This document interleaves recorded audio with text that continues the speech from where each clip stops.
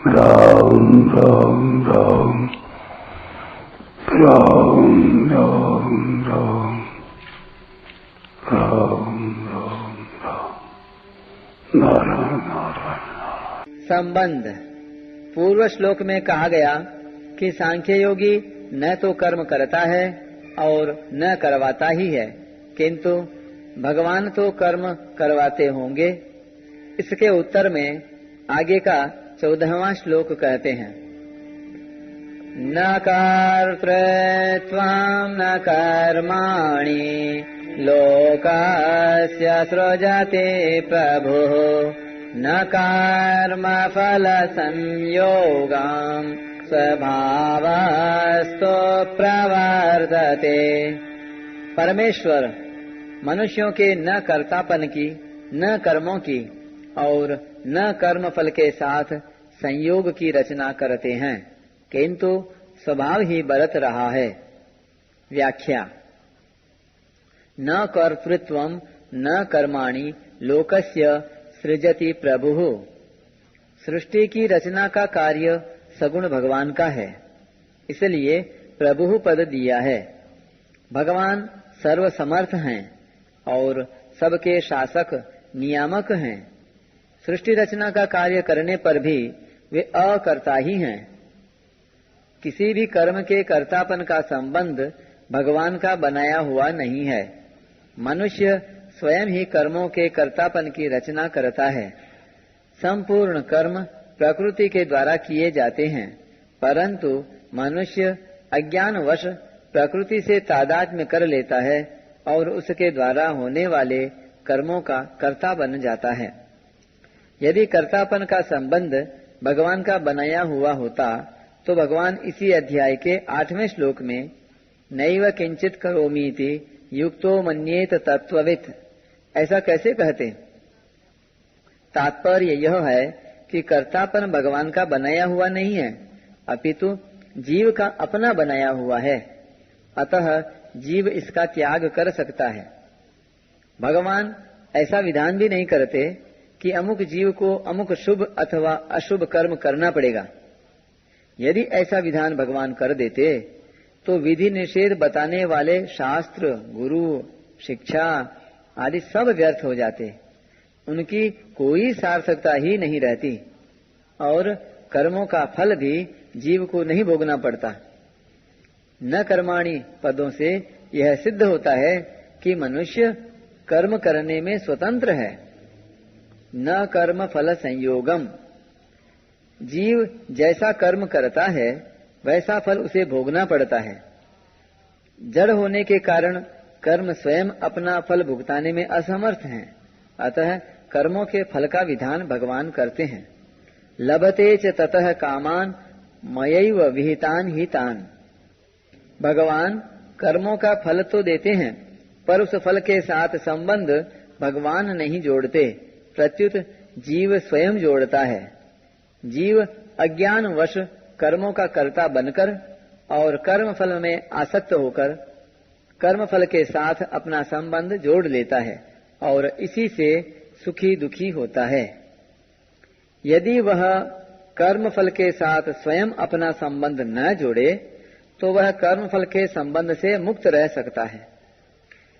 ऐसे कर्म फल से संबंध न जोड़ने वाले पुरुषों के लिए 18वें अध्याय के 12वें श्लोक में सन्यासी नाम पद आया है।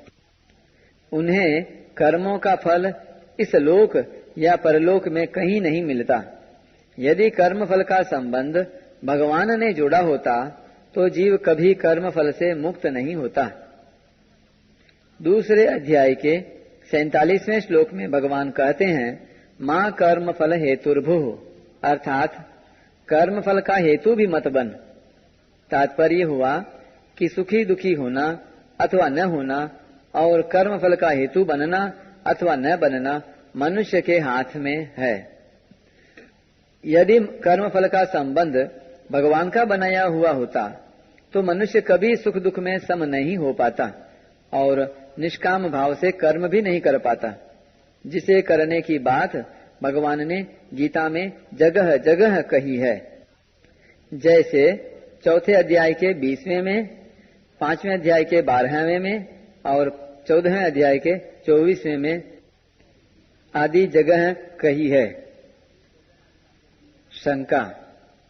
श्रुति में आता है कि भगवान जिसकी ऊर्ध्व गति करना चाहते हैं उससे तो शुभ कर्म करवाते हैं और जिसकी अधोगति करना चाहते हैं उससे अशुभ कर्म करवाते हैं।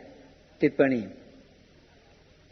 एष ह्येव साधु कर्म कारयति तम यमेभ्यो लोकेभ्य उन्नीनिषत एव ह्येवा साधु कर्म कारयति तम यमधो निनीशते।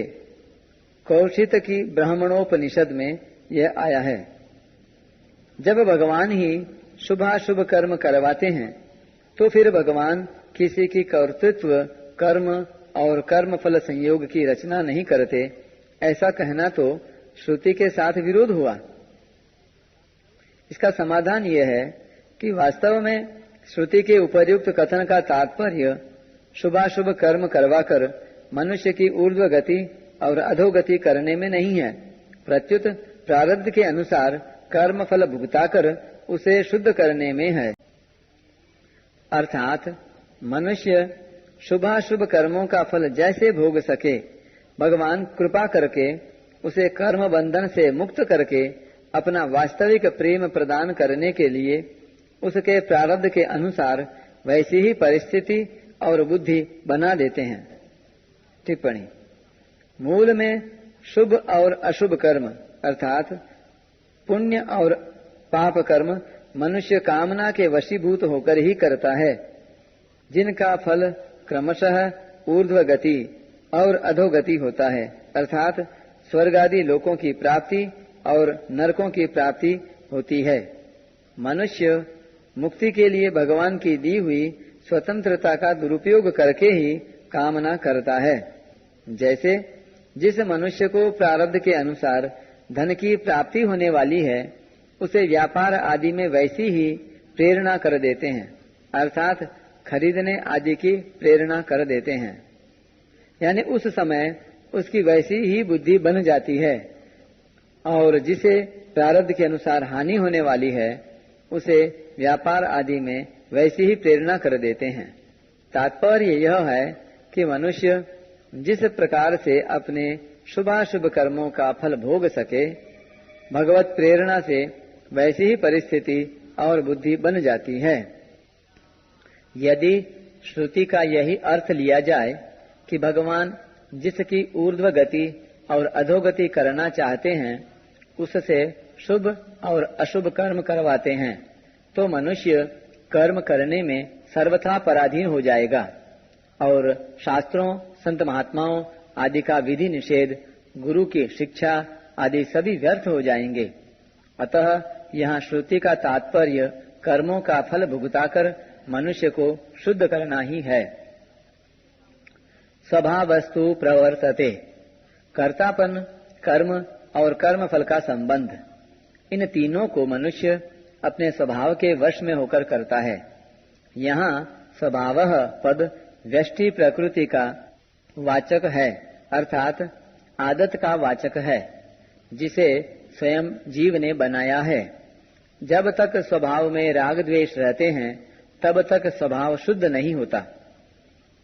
जब तक स्वभाव शुद्ध नहीं होता तब तक जीव स्वभाव के वशीभूत रहता है। 3 अध्याय के 33वें श्लोक में प्रकृतिम यान्ति भूतानि पदों से भगवान ने कहा है कि मनुष्यों को अपनी प्रकृति अर्थात स्वभाव के वशीभूत होकर कर्म करने पड़ते हैं। यही बात भगवान यहाँ तू स्वभावः प्रवर्तते पदों से कह रहे हैं। जब तक प्रकृति अर्थात स्वभाव से जीव का संबंध माना हुआ है तब तक कर्तापन, कर्म और कर्मफल के साथ संयोग, इन तीनों में जीव की परतंत्रता बनी रहेगी जो जीव की ही बनाई हुई है। उपर्युक्त पदों से भगवान यह कह रहे हैं कि कर्तृत्व, कर्म और कर्मफल संयोग यानी भोक्तृत्व तीनों जीव के अपने बनाए हुए हैं, इसलिए वह स्वयं इनका त्याग करके निर्लिप्तता का अनुभव कर सकता है। परिशिष्ट भाव। कर्तापन, कर्म और कर्मफल का संयोग परमात्मा की सृष्टि नहीं है, प्रत्युत जीव की सृष्टि है, इसलिए जीव पर ही इनके त्याग की जिम्मेवारी है। स्वभावस्तु प्रवर्तते। वास्तव में संसार के साथ संबंध विच्छेद स्वाभाविक है, परंतु अस्वाभाविकता में स्वाभाविकता देखने के कारण संसार का संबंध स्वाभाविक दिखने लग गया। यह स्वभाव स्वतः नहीं है, प्रत्युत बनाया हुआ है, कृत्रिम है।